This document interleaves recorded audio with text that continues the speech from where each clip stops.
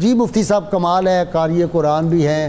بہن حضرت امامہ بنت بشر ان کی جو بہن تھی وہ بھی کمال کی عاشق رسول تھی، کمال کی حدیث ان کو یاد تھی۔ جی بسم اللہ الرحمن الرحیم۔ ہم سب کے لیے بہت بڑی سعادت ہے کہ آج رسول رحمت علیہ السلام کے اس جان نثار ساتھی کا تذکرہ کرنے کا شرف حاصل کر رہے ہیں، اور میری معلومات کے مطابق یہ پہلا پروگرام ہے جو آپ کی شخصیت پہ کیا جا رہا ہے پورے پاکستان کی تاریخ میں میڈیا۔ تو اللہ پاک نے یہ شرف اس چینل کو بخشا۔ حضرت عباد بن بشر رضی اللہ تعالیٰ عنہ، آپ کا جو پہلا تعارف ہے وہ یہ ہے کہ آپ قبیلہ بنو عبد الاشہل سے تعلق رکھتے تھے، اور یہ قبیلہ رسول پاک صلی اللہ علیہ وسلم کو خاص محبوب تھا۔ اور آپ کا نام جو ہے وہ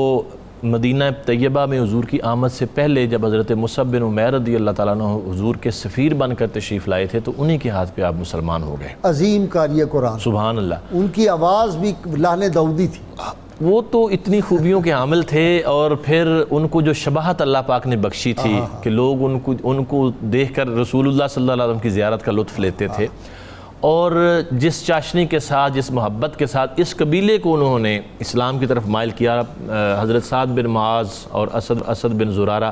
رضی اللہ تعالیٰ عنہ، وہ شخصیات جو پہلے سے یہاں موجود تھے، اور ان کے بارے میں کہا تھا کہ اگر یہ مان گئے تو پھر سارا قبیلہ آ جائے گا۔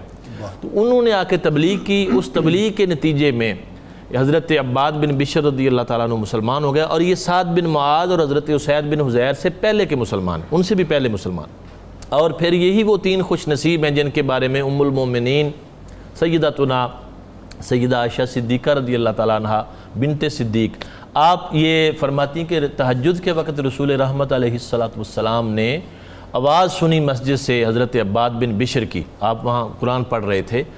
تو آپ نے مجھ سے کنفرم کیا کہ عائشہ یہ عباد کی آواز ہے نا؟ میں نے کہا جی حضور۔ تو آپ نے اس وقت بے شمار دعائیں حضرت عباد کو دیں، اور تین لوگوں کا ذکر رسول رحمت علیہ السلام نے فرمایا کہ انصار میں سب سے بہتر جو تین لوگ ہیں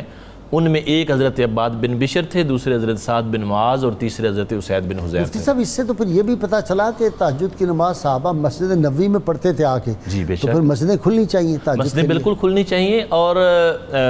یعنی گھروں میں خواتین نوافل پڑھیں اور مرد حضرات مسجد میں جائیں۔ نوافل گھر میں اگرچہ پڑھنے جائز ہیں، افضلیت کی اس میں برکت یہ نا، صحابہ کی ایک اور خواہش ہوتی تھی کہ جب ہم جائیں گے تو ہو سکتا ہے سرکار تشریف لے آئیں تو ہمیں پہلی زیارت کا موقع ملے۔ ان کی تو خدا جانے وہ رات کی گھڑیاں کیسے کٹتی تھی جب وہ حضور سے جدائی کا جو لمحہ ہوتا تھا، بس اسی شوق میں کچھ چند گھنٹے گزرتے تھے کہ بس جائیں اور پھر حضور کی زیارت کریں۔ یعنی رات عشاء کے بعد دیر تک، جیسے کہ ایک بڑا مشہور واقعہ ہے حضرت عباد بن بشر اور حضرت اسید بن حضیر کا، کہ وہ دیر تک حضور کے پاس بیٹھے رہے، دل ہی نہیں کرتا تھا اٹھ کے جانے کو، اندھیری رات تھی، اور پھر مدینہ طیبہ میں ابھی وہ اتنی ڈیولپمنٹ تو تھی نہیں۔ اب حضور کی بارگاہ سے جب جانے کا وقت ہوا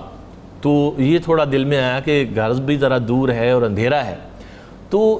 یہاں سے بات یہ سمجھ آئی کہ جو رسول رحمت علیہ السلام کا ہو جاتا ہے پھر اندھیرے ختم ہو جاتے ہیں سارے۔ وہ لاٹھی جو تھی وہ نور دینے لگی، روشنی پھیلانے لگی۔ ایک لاٹھی کی روشنی میں پتہ نہیں کتنی اس کی روشنی تھی، یہ کئی ٹارچ اور یہ لائٹیں مل کر بھی اس کا مقابلہ نہیں کر سکتی۔ سبحان، ساری کائنات کی لائٹیں ختم ہیں اس کے آگے۔ تو چلتے رہے، اب آگے سے جب جا کے گھر علیحدہ علیحدہ اپنی گلیاں مختلف ہونی تھی، تو پھر حضرت اسید بن حضیر رضی اللہ تعالیٰ عنہ، ایک جگہ میں نے پڑھا کہ انہوں نے اپنی لاٹھی ٹچ کی ان کے ساتھ، تو وہ بھی روشن ہو گئی، تو وہ دونوں اپنے اپنے گھروں کو چلے گئے۔ یعنی بارگاہ نبوت سے علمی فیضان تو ملتا ہی تھا، روحانی فیضان تو ملتا ہی تھا، ساتھ ساتھ یہ بھی حضور کا کرم تھا کہ جو دنیاوی مشکلات پیش آنے والی ہیں، اندھیرے میں سفر کرنا ایک مشکل تھی، تو حضور نے ایسی مشکل کشائی فرمائی کہ وہ ان کے لیے روشنی پیدا کر دی۔ تو یہ خواہش ہوتی تھی صحابہ کی، اور خاص طور پر یہ جو دیوانے تھے صحابیت میں بڑی دیوانگی کی حد تک، کہ ہر لمحہ یہ خواہش ہوتی تھی کہ میں حضور کے ارد گرد رہوں،